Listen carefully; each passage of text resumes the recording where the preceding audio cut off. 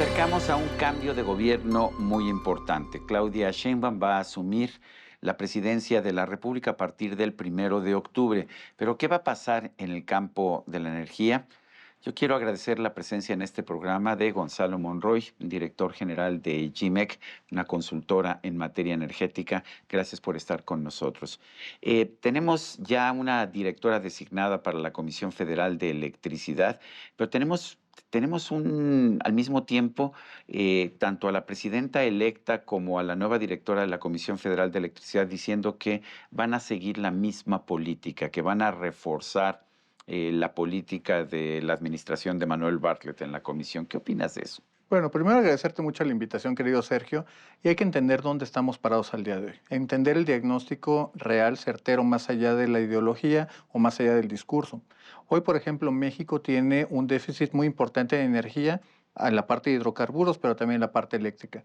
Empezando en esta última parte, tenemos que entender de que el sistema eléctrico mexicano es altamente vulnerable a cualquier tipo de cosas. Lo vimos con las olas de calor en mayo y junio. Tuvimos todavía en julio uno de los días más calurosos a nivel global y México no tiene suficiente generación disponible para poder enfrentar ese tipo de retos. Ya CFE está haciendo la construcción de 6 plantas, 3 de ellas deberían estar listas en septiembre, octubre de este año, pero han exhibido algún tipo de retrasos. Por el otro lado, en la parte de la transmisión, los primeros años de la administración del presidente López Obrador no hubo inversiones significativas, lo cual creó unos cuellos de botella que no han permitido ni la atracción de inversiones y que nos dejan vulnerables. Y por desgracia, en el lado de la distribución, otro de los monopolios de la CFE, vemos a cada rato de que están teniendo incidentes, sobre todo por diablitos, pero también incluso en las subestaciones. Son conocidos diferentes casos en diferentes partes de la República, donde se incendia una subestación y se queda alguna localidad o alguna ciudad 1 o 2 días sin electricidad. Eso es donde estamos al día de hoy. Tenemos una política energética eléctrica muy restrictiva con respecto a la introducción de energía privada, principalmente energía renovable. Si esto llegase a continuar, pues México simplemente va a poder vivir o no tener las luces prendidas con respecto a las ambiciones que llegara a tener Comisión Federal de Electricidad. Ya tuvimos, de hecho, apagones programados precisamente en mayo y junio porque se llegó al tope de la capacidad, pues, de generación de nuestro país. Aquí la gran pregunta es, ¿los vamos a seguir teniendo? ¿Vamos a seguir teniendo estos apagones? ¿Y qué pasa si realmente empezamos a atraer industria que se quiera reubicar en México de China y de otros lugares del mundo? ¿Cuánta más energía vamos a necesitar? Qué buena pregunta. Yo te diría de que en el corto plazo, al menos lo que es este año, muy probablemente todavía vamos a tener este riesgo de apagones. En el caso ya, por ejemplo, pensando hacia el invierno, no necesariamente va a ser por el calor, va a ser por la calefacción que se va a requerir, los famosos clima y tener algo acondicionado. Obviamente hay un pico de demanda en la parte de diciembre, simplemente por las fiestas navideñas. Hay que entender que en esta México no se ha podido salvar, vamos a seguir todavía bastante riesgo en ese sentido. Del mediano y largo plazo, todo va a depender de qué es lo que pueda hacer CFE. Los nuevos empresas que quieren venir hacia México, por ejemplo, un Amazon y sus famosos centros de datos, los data centers, requieren una cantidad gigantesca de energía, Sergio. Te estamos hablando, por ejemplo, un proyecto, uno solo, que puede requerir más de 5 gigawatts en todo un año. Es uno de los más grandes consumidores de energía. ¿Dónde estamos al día de hoy? Nos hace falta poder implementar más soluciones de diferente escala. De energía base, llámese por ejemplo de gas natural, tener obviamente también más introducción de energías renovables, pero eso requiere también las adecuaciones de la red, que por desgracia cae justamente en los monopolios de la CFE. Nos dicen que Pemex ha sido, perdón, que la Comisión Federal, ya hablaremos de Pemex después, ha sido rescatada. Pero a ver, fuera de 2019 y 2023, en realidad tenemos que la Comisión ha perdido más dinero de lo que ha ganado a lo largo de de este sexenio. Es muy correcto y fíjate, ahí vale la pena hacer una aclaración muy pertinente y es que CFE ahorita está en dos negocios, uno que pierde mucho dinero y uno que le está yendo muy, pero muy bien. ¿Dónde está perdiendo dinero CFE? En la electricidad. En la Todo, generación en la generación, y la sobre todo. venta de electricidad. Exactamente. ¿Por qué? Pues simplemente todavía tenemos tarifas subsidiadas. Es uno de los clamores o demandas populares o más populares el tener precio de la electricidad barato. Obviamente los precios de la electricidad han ido oscilando y con de nuevo ese atraso tecnológico que tenemos con las plantas de combustóleo ha hecho que nuestro costo de generación sea muy alto y requiera más subsidios. Por el otro lado, CFE está ganando prácticamente imprimiendo dinero con sus filiales de comercialización de combustibles, principalmente de gas natural.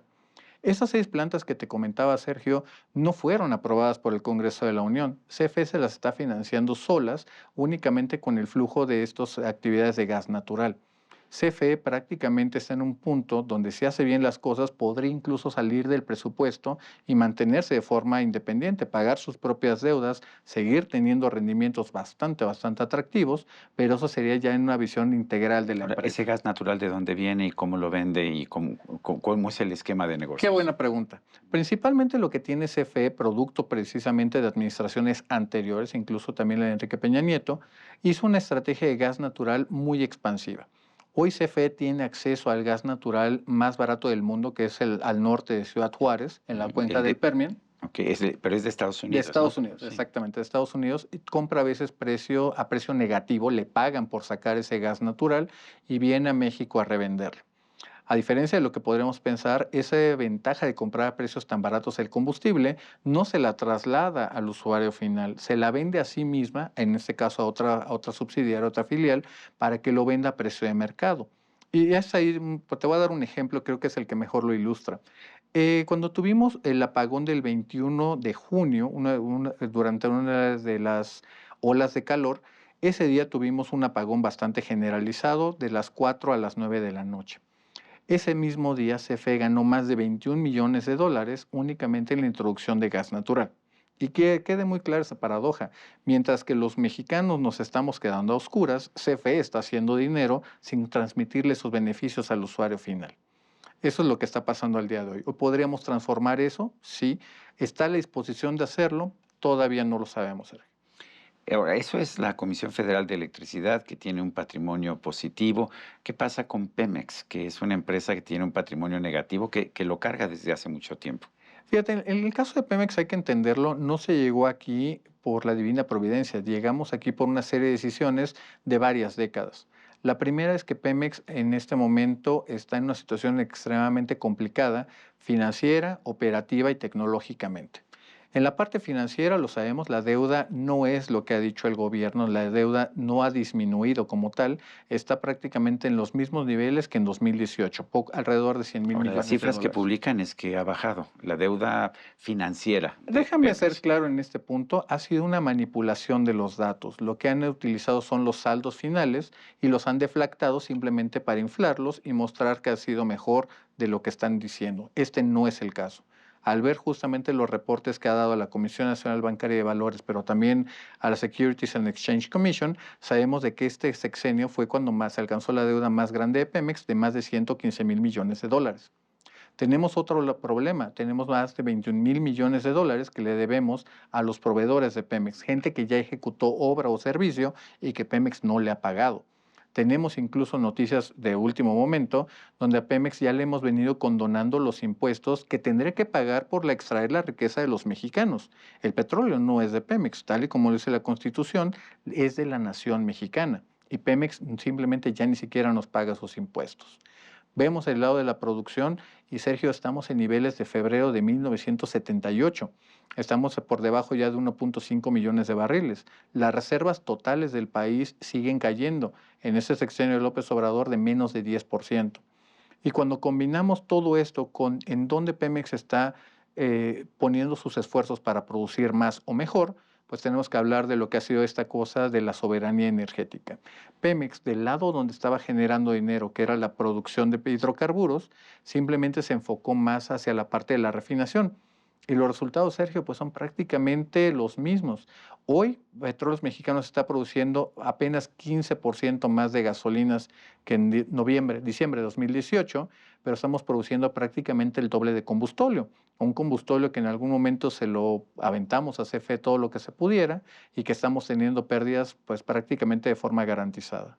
Ahora, sí me queda claro también que Pemex Transformación Industrial es la que registra las pérdidas. Pemex Producción, que es la de petróleo crudo, tiene las ganancias.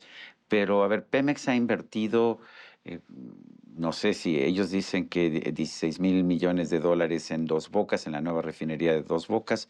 hay quien dice que es mucho más. Nos dicen que ya está refinando, entonces la primera pregunta, ¿ya está refinando Dos Bocas? No, te lo puedo decir con toda tal certeza, no. El proceso de tomar un barril de petróleo y volverlo o productos refinados, eso no ha ocurrido en Dos Bocas.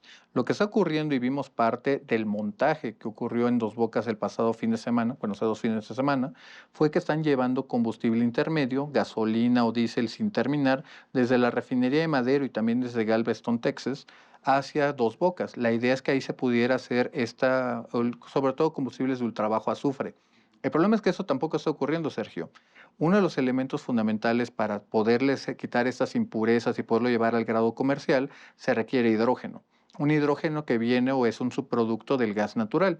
Y al día de hoy esa refinería no tiene gas natural suficiente para sostener las operaciones. Así que por desgracia podemos también incluso hablar de los costos. Cuando el presidente López Obrador y el director de Pemex, Octavio Romero, han hablado de estos 16,000 millones de dólares, es la cifra que el Consejo de Administración de Pemex admite ya haber erogado, ya gastado en noviembre de 2023.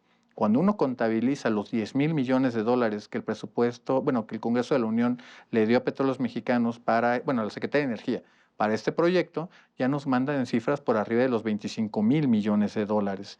Y la refinería, como te comentaba, todavía no está funcionando. ¿Cuál es la solución? ¿Qué tendría que estar haciendo la presidenta con quien quiera que sea el nuevo director de Pemex y con la nueva directora de la Comisión Federal de Electricidad? Qué buena pregunta. Yo te diría de que tenemos que separarlos porque sí estamos en situaciones muy diferentes. CFE, para bien o para mal, es una empresa extremadamente eficiente en términos de implementar la idea que llegue a tener el director general o la política energética que se esté llevando a cabo. En este caso, con la nueva directora general de la CFE, la ingeniera Emilia Calleja, pues tenemos a alguien altamente técnico, tenemos una solidez técnica muy buena para ese sentido, pero no tiene o no se plantea todavía que vaya a tener una influencia activa en la formulación de la política energética, que parece ser que... El problema no es de la eficiencia de la Comisión Federal de Electricidad, sino de la política energética. Exactamente, y esta parece ser que va a recaer con muchísimo más peso en en la nueva secretaria de Energía, Luz Helena González. El lado de Pemex es completamente diferente, porque aquí las opciones son muy pocas. Petróleos Mexicanos los primeros días de septiembre tienen que pagar 7,000 millones de dólares, otros 1,500 en diciembre. No tiene grandes prospectos para mejorar la producción de hidrocarburos. Es muy posible, Sergio, en las estimaciones que hemos hecho en GIMEC, que si no hay un cambio radical en la política petrolera, es muy posible que terminemos por debajo o alrededor de 1 millón de barriles hacia el 2030. ¿Qué significa eso? Estaríamos muy cerca de estar importando petróleo cerca del año 2027-28.